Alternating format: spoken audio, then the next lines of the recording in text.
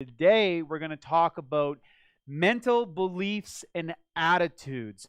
And we touched on this really in one of the first lessons, but today we're going to talk about how you can upgrade to an unstoppable mindset. And I want to say one of the ways that you can do this is the use of heroes or the super successful. We're socially hardwired to what I call like hero worship. I mean, when I was a little kid, there was certain people. I mean, I remember it starting out with my dad, and then school teachers, and then I saw older athletes, and then eventually it developed into people that I wanted to become or be more like.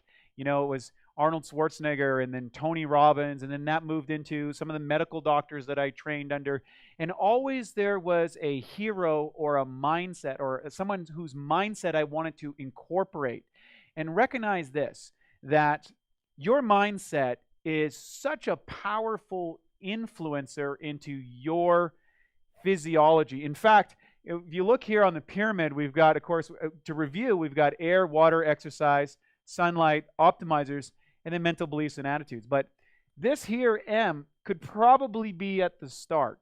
And I want to congratulate you. The fact that you're even here and that you're already at a lesson 11 tells me that you've got the mindset that you want to do that. And I really honor that. And that's why we're going to put everything that we've got into this to help you develop that mindset. So I want you to go back and think about a time where you had something that was really challenging in your life and that you saw someone else do.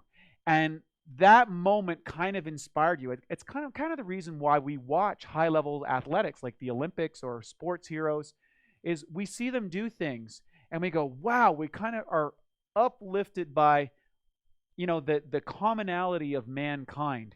And I think one of the great ways that we learn is through modeling. So as little children, we learn to model the habits and beliefs of our parents.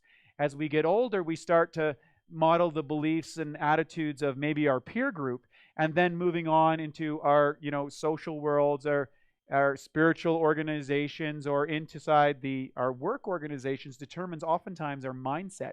And one of the things that I've noticed, I've made a great study of my life of people who have, lived at the highest level, was that their mindset. And I can tell you this, one of the things that the super successful people have that I've noticed is their ability to overcome social programming. Remember that when you're going for your goals, you're going against, here's the social group. This is the people you hang out with, or that are in your social economic status, or are in your state or province or country. The beliefs that you have. Most of the beliefs that you have, that you think, or that you think how the world is, or how I think the world is largely part by the people I've hung around with or spent time with.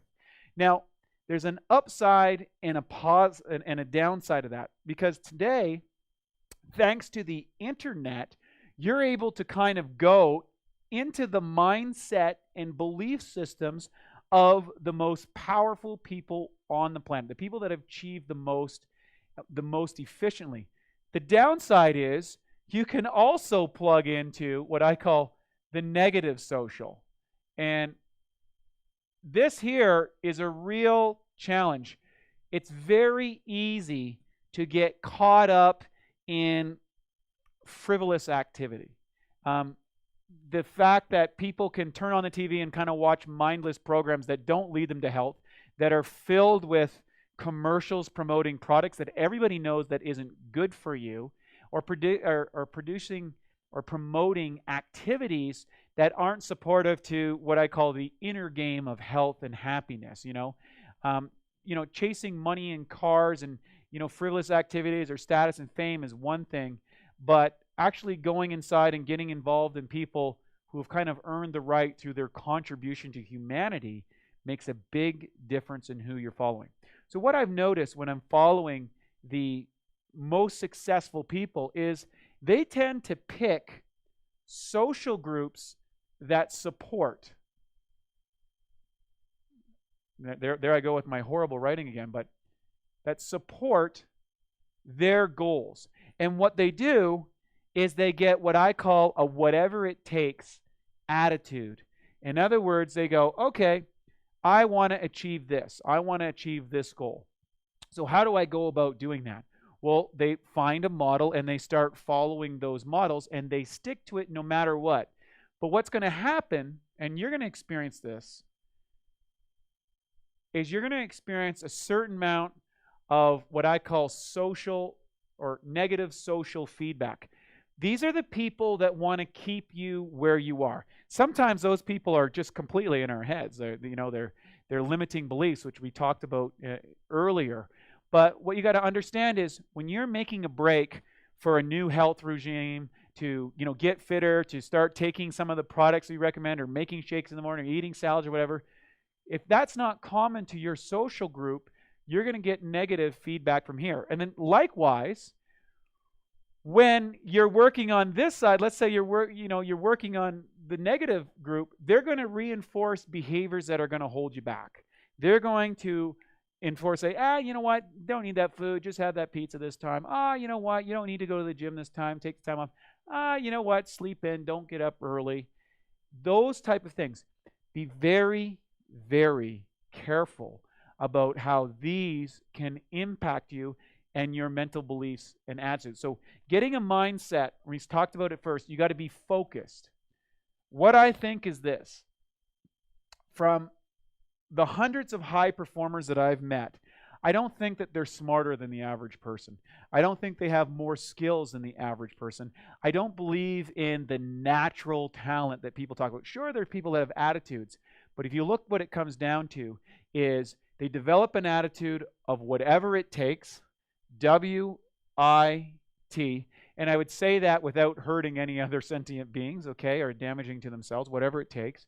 And the other side of that is they get coaching, which we'll talk about on the next level, but to get coaching and influence from a social group of success.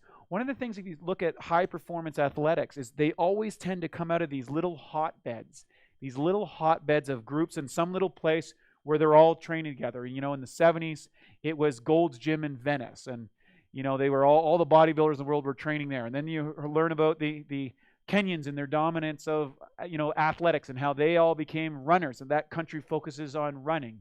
And one time there were strength athletes from Bulgaria. They were winning all the championships.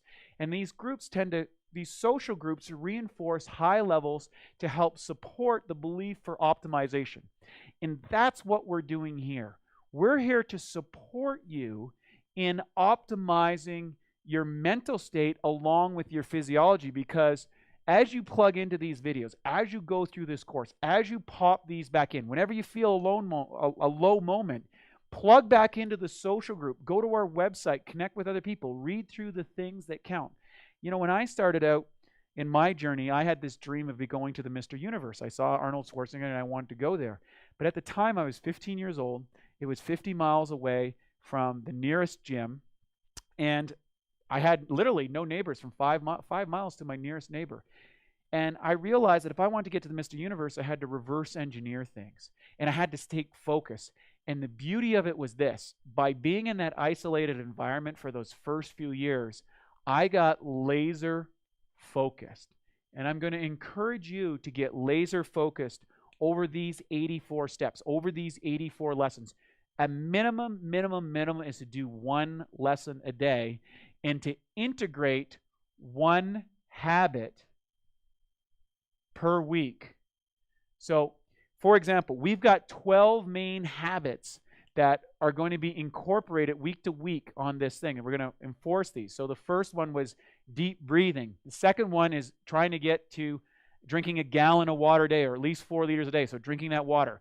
That's, week number 2. So these habits, reinforced by your social group with focus, allows you to get to the highest levels. And the biggest obstacle that you're going to experience is distractions from negative social influence. So what I would like you to do over the next week is just write down your day. Just journal your day and look at the things that let you go to your goal and the things that took you away from.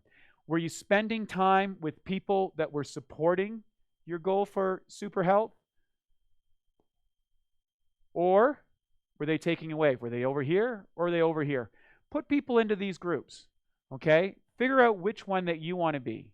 Are they a distractor or are they a focuser? And by just doing that, what I'm not saying, I'm not telling you to stop hanging around with all those people. What I do say is start hanging around more people that support your goals. You can still see your friends or family a little bit, but it just becomes a little bit less and less until you get enough momentum that you don't get drugged down by these negative experience or negative social conditions. So mindset, mindset, mindset is focused. And going back to my own story, starting that whole journey, it took me 16 years to get to the Mr. Universe. But you know what? I just stuck with it. And even though I didn't have the ability, I didn't have the right genetics, I didn't have the coaching early on, I didn't know anything. Eventually, by just doing piece by piece by piece, I finally got to realize my dream. And I know this. I've seen this over and over and over. And basically, we've eliminated the distractions and things that are take you off the sidetrack. So let's get focused. Let's turn on that mindset. Write down what you think is the most important goal in your life. And then write down what you think is the distractions that are holding you back and work on eliminating. And we'll see you on the next lesson.